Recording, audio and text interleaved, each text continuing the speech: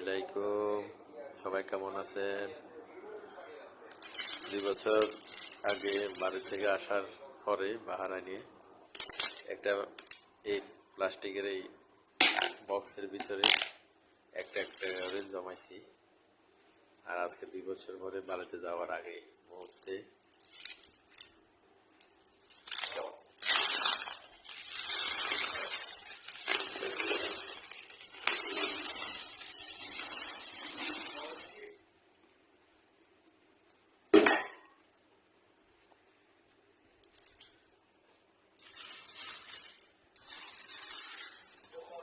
আলহামদুলিল্লাহ আলহামদুলিল্লাহ আলহামদুলিল্লাহ রাব্বুল আলামিন।